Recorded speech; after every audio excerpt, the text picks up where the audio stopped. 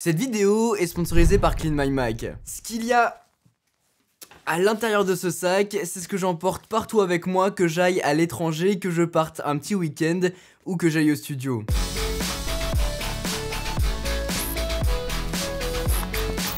Ça fait longtemps, les amis, que vous me réclamez cette vidéo sur la chaîne. Il y a eu différentes éditions par rapport à différents besoins. Celle-ci est vraiment basée sur mon utilisation personnelle, ce que je vais emporter partout avec moi, peu importe ce que je fais. Déjà, la première chose, le sac, c'est un Everyday Backpack de chez Peak Design. C'est une version, c'est pas la dernière en tout cas, c'est la version 30 litres par contre. Vraiment idéal par rapport à ce que je vais pouvoir faire. Il est parti avec moi partout, en week-end, il est parti avec moi à l'étranger, Los Angeles, etc. Vraiment, c'est un sac, il est hyper durable, on peut mettre plein de choses dedans. Vous voyez qu'il est encore nickel et pourtant je l'ai pas tant nettoyé que ça. Ce que j'aime bien avec, c'est que vraiment vous avez plein de poches partout et surtout il me permet d'emporter tout ce dont j'ai besoin au quotidien. Et ça c'est vraiment chouette, à la fois pour créer mais aussi produire. Il va avoir des poignées un peu partout, à gauche, à droite, on a des poches sur le haut, la poche principale qui est sur le côté. On va avoir un petit clip Peak Design sur ce côté là. C'est tout simplement pour pouvoir accrocher son appareil photo rapidement quand on est en déplacement. On a juste bam à mettre le sac sur l'épaule et comme ça on clipse l'appareil photo à ce niveau là. On va avoir la petite sécurité qu'il faut enlever et quand on appuie on peut sortir le sac et via ce petit truc et bah l'appareil photo se clipse automatiquement à l'intérieur et c'est juste génial pour produire rapidement du contenu. On le sort, on shoot, on le reclipse et c'est terminé. Commençons par la pochette du dessus où globalement on va retrouver tout le bazar, tout ce qui doit être accessible rapidement. Dans ce bazar là on va avoir le petit gel hydroalcoolique, le petit truc qui nous permet de porter notre téléphone dans différentes situations et ça c'est vraiment chouette. On va aussi avoir le chargeur MagSafe Duo qui est juste idéal quand on voyage parce que à l'intérieur de ce petit chargeur on peut à la fois charger magnétiquement l'iPhone et aussi l'Apple Watch. Donc comme ça avec un seul produit qu'on relie en Lightning, je peux charger mes deux produits et ça c'est vraiment chouette. Bien sûr, les AirPods quand on voyage c'est important, après dépendamment du type de voyage vous allez voir que j'ai une autre solution. Et puis on va aussi avoir l'Apple Pencil parce que j'embarque avec moi mon iPad Pro. Et oui, j'ai remplacé mon MacBook Pro totalement, en tout cas quand je suis en déplacement maintenant je prends que mon iPad Pro parce que c'est juste idéal pour pouvoir créer en déplacement, répondre à des mails, faire le petit côté multimédia aussi pour regarder des films, c'est juste top. Vous savez, je vous en ai parlé plusieurs fois dans des vidéos axées sur la créativité que je vous mettrai en description de la vidéo. J'utilise vraiment que mon iPad Pro quand je suis en déplacement. Maintenant pour créer du contenu, je fais tout en studio avec mon Mac Pro, c'est bien plus adapté et j'en suis vraiment content. Donc voilà, au moins avec mon iPad Pro maintenant je peux absolument tout faire et ça c'est vraiment chouette. Je profite de cette partie multimédia pour vous parler de Clean My Mac. C'est une solution que j'utilise en perso depuis des années. C'est un tout en un qui nous permet à la fois de protéger son Mac, d'augmenter les performances et de le nettoyer par la même occasion. Quand on ouvre l'application, on peut lancer l'analyse qui va chercher les fichiers à supprimer pour libérer de l'espace en enlevant les fichiers cache, vider la corbeille, etc. Il va le protéger en identifiant les menaces potentielles via des applications que vous avez pu installer ou des sites que vous avez visités et il vous montre les applications gourmandes que vous pouvez fermer pour améliorer les performances. Bien sûr, tout ça est fait dans le respect de votre vie privée. De mon côté, j'ai récupéré un ancien MacBook Air qui traînait dans un coin, il est sous la dernière mise à jour et du coup c'est pas hyper pratique à utiliser au quotidien pour pouvoir bosser dessus. Le nombre de fois que j'ai vu un Mac dans cet état là avec des fichiers ouverts de partout, énormément de pop-up qui s'affichent, ma soeur avait ça juste en visitant des sites internet qu'il fallait pas et du coup dès qu'elle lançait le Mac il y avait des trucs qui s'affichaient de partout et qui se téléchargeaient dès qu'elle allumait, c'était insupportable.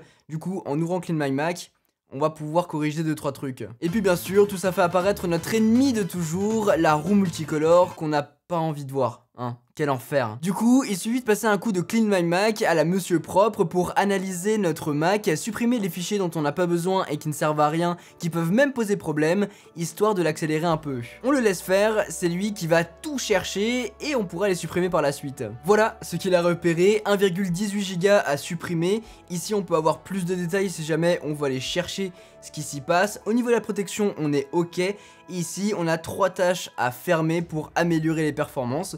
On n'a plus qu'à faire Run et c'est tout bon. Ça y est, les fichiers inutiles ont été supprimés, le Mac est du coup protégé et les performances ont été améliorées. Un simple bouton vous permet de tout faire pour rebooster votre Mac et lui donner une seconde jeunesse. Et avec un peu de tri par-ci par-là, ça vous permet facilement de passer de ça à ça. Si jamais vous voulez en savoir plus sur le site et l'application, je vous laisserai tous les liens dont vous aurez besoin directement dans la description. Encore un grand merci à Clean My Mac d'avoir sponsorisé cette partie-là de la vidéo. Et on est reparti. La première poche dont on va parler, c'est celle du haut, celle avec à l'intérieur des produits dont on va avoir besoin très rapidement, et en commençant par le AirPods Max. Quand on prend le train ou j'espère très bientôt l'avion, et bah ça c'est juste idéal avec cette réduction de bruit qui est juste bluffante. Je vous en ai fait une vidéo complète, je vous en ai parlé avec d'autres youtubeurs tech sur la chaîne. C'était vraiment chouette, donc je vous invite à aller voir la vidéo. Avec ça, on va avoir un carnet. Il peut changer, hein. Celui-là, c'est celui que j'utilise ces derniers temps. Et comme ça me permet d'écrire les dernières idées, les derniers petits trucs dont j'ai pu penser. Au moins, c'est toujours bien d'avoir un truc physique sur lequel écrire pour pas louper nos idées. Et une pochette vraiment chouette, c'est celle-ci. À l'intérieur de cette pochette, on va avoir deux emplacements. Le premier, c'est là où on va mettre tous les câbles, que ce soit des câbles pour l'iPhone, des câbles pour les disques durs, des câbles pour les spectacles aussi. C'est aussi là que j'ai toujours une paire d'écouteurs en rab et en secours. Et aussi mon petit disque dur SSD. Celui-là, c'est le T5 de chez Samsung. C'est là-dessus que j'ai la plupart de mes données dessus. Si jamais il se passe quelque chose à X endroit, et ben au moins je sais que j'ai une backup avec toute ma vie à l'intérieur. Et c'est pas le seul, parce que si on le range et qu'on va de l'autre côté, on peut ouvrir la seconde poche. Dans celle-ci, c'est un peu le bric-à-brac avec encore une fois un autre disque dur. Celui-ci, c'est le T7 de chez Samsung avec la petite empreinte digitale sur le haut. On va aussi avoir une Magic Mouse, on sait jamais, on peut toujours en avoir besoin. On a le gros câble d'alimentation qui me permet de recharger mon iPad Pro très rapidement. Et on va aussi avoir un dongle si jamais j'ai besoin de faire des backups de données, mettre une carte SD sur mon iPad Pro ou quoi que ce soit. Au moins j'ai ça qui me permet de le faire très facilement. Ça coûte une cinquantaine d'euros et j'en ai plusieurs des comme ça. Il m'a jamais lâché, c'est juste génial. Désormais on peut parler de la partie la plus importante, à savoir les pochettes sur le haut. On peut l'ouvrir à la fois du côté gauche ou du côté droit, ce qui est vraiment chouette. Et quand on va l'ouvrir, on va avoir toute la magie à l'intérieur avec appareil photo et tous les petits trucs dont j'ai besoin avec cet appareil photo. On peut d'abord éventuellement parler des pochettes qui sont sur le haut. En général c'est pareil, ça reste inchangé. On va avoir des trucs dont on va avoir besoin très rapidement, un masque par exemple. La petite pochette pour les cartes SD, c'est pareil, ça fait des années donc j'ai pas changé cette truc là. Elle est ignoble, mais par contre à l'intérieur on va avoir tout ce dont on a besoin, les cartes SD rapides, les micro SD si on a besoin de le mettre dans un smartphone, dans un drone, etc. Voilà, j'ai tout à portée de main. De l'autre côté, c'est un peu la même chose. On va avoir un rouleau de scotch, on sait jamais, ça sert toujours. Un petit chiffon, un petit essuie-tout. On va aussi avoir des adaptateurs, donc celui-ci c'est double lightning. On va avoir un lightning vers jack si besoin. On va avoir une autre paire d'écouteurs, celle-ci est lightning si on en a besoin.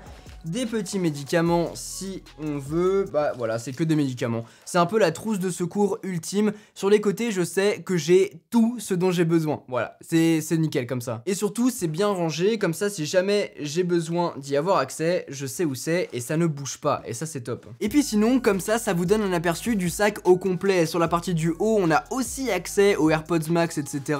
Ici, on a accès à l'objectif, à l'appareil photo et le bric-à-brac. Parce que quand je pars en déplacement, j'ai en général deux objectifs en permanence sur moi. Et l'un d'eux, c'est le 70-200 f2.8 qui est juste incroyable. J'ai fait des photos de folie avec, j'en suis super content. Ça fait maintenant 1 an et demi, je crois, que je l'utilise. Et c'est juste une dinguerie, l'autofocus, c'est fou. Dès que je fais des plans, bah c'est soit avec le 70-200, soit le 24-70. Comme ça me permet un peu d'avoir tous les échelons et de capturer tout ce que je veux. Et cet objectif-là, je peux vous dire qu'il est vraiment lourd, mais quand on fait des photos avec, il est incroyable.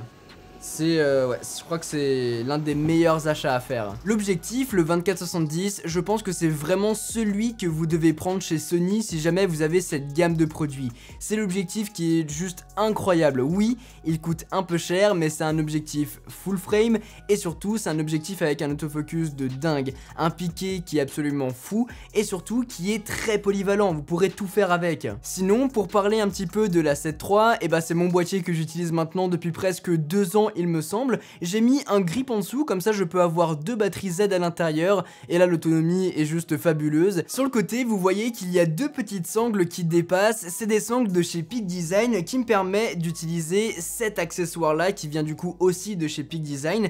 C'est une sangle que vous pouvez mettre autour du cou comme ça, et vous avez juste à clipser les 2 accessoires de l'appareil photo dessus. Et comme ça c'est juste génial parce que un moment, bam, je clipse les petites sangles et j'ai mon appareil photo sanglé, comme ça je peux le mettre sur le côté, je peux l'avoir autour du cou, comme ça il est un peu moins lourd en permanence sur moi. Je peux l'avoir bien sûr sur le sac à dos avec le capture, ou bien alors je peux directement et très facilement les enlever, je mets ça dans le sac et on n'en parle plus. C'est juste génial, ça reste en permanence sur la caméra, comme ça dès que je dois le mettre à un endroit, et bah c'est très vite faisable. Comme ça on perd pas de temps. Et puis un dernier accessoire que j'utilise en permanence sur mon appareil photo quand je suis à l'extérieur, c'est un filtre ND et un filtre polarisant. Dépendamment de ce que je veux shooter, en général et ce les 3/4 du temps, j'ai un filtre ND qui est tout simplement une sorte de paire de lunettes pour appareil photo, histoire de faire entrer plus ou moins de lumière dans le capteur. Comme ça je peux garder une ouverture assez petite, f2.8 par exemple, et shooter en plein jour, ça sera juste génial. Et par exemple pour le tournage que j'ai fait avec Volkswagen pour tester l'ID4, j'ai utilisé pour la première fois ce filtre polarisant qui permet d'enlever des reflets par exemple. Assez chouette, donc voilà, je suis en train encore de l'expérimenter, mais j'aime beaucoup, c'est une qualité de ouf, ils viennent de chez Polar Pro, c'est vraiment une marque pareil qui coûte un petit peu cher, on est sur entre 150 et 250 € le filtre ND, mais au moins la qualité est juste incroyable. Celle-ci en plus c'est l'édition en collaboration avec Peter McKinnon. Petite astuce, les diamètres des objectifs changent, et si vous voulez pas acheter plusieurs filtres ND pour la bonne taille, et bien vous pouvez acheter ce genre d'accessoires qui sont tout simplement des adaptateurs, et en fait vous mettez un adaptateur par exemple 77 sur 82, vous le dévissez, clac, vous le prenez, vous le mettez sur le filtre ND et ensuite vous pouvez visser le tout sur l'objectif en lui-même, et comme ça vous pourrez adapter des filtres ND de différents diamètres, et ça c'est chouette, et ça coûte que dalle et vous allez vraiment en avoir besoin. Petit dernier accessoire dont j'ai oublié de vous parler, en combo avec le MagSafe Duo, j'ai ce petit adaptateur international qui me permet d'avoir une prise européenne, une prise américaine, une prise anglaise, et ce très rapidement, comme ça peu importe où je voyage, j'ai ce petit truc qui me permet à la fois de brancher une prise dessus et en plus d'avoir 4 ports USB, comme ça bah je branche mon Mac, je peux brancher mon iPad, je peux brancher mes produits, ou moins avec ça j'ai tout et je peux voyager à l'international avec ce cube. Voilà globalement les produits que j'utilise en permanence, que ce soit pour voyager d'un point A à un point B, partir en week-end ou bien même à l'étranger. Tout ça contenu dans un sac. Alors oui, au bout d'un moment ça peut faire un peu lourd, mais je vous assure que il résiste à tout ça et c'est vraiment chouette. Au moins dans un seul sac, j'ai tout ce dont j'ai besoin pour créer, pour être productif, pour aller n'importe où. Si cette vidéo vous a plu, n'oubliez pas de mettre un gros pouce bleu, de vous abonner et d'activer la cloche si ce n'est pas encore fait. Si bien évidemment l'un des produits dont j'ai pu vous parler dans cette vidéo là vous intéresse, vous retrouverez tous les liens dont vous aurez besoin directement dans la description. N'oubliez pas Clean My Mac qui est aussi dans la description, qui vous permet de libérer de l'espace, protéger et améliorer les performances de votre Mac tout en protégeant votre vie privée. Sur ce, c'était Quentin, passez tous une très bonne journée. Tchou!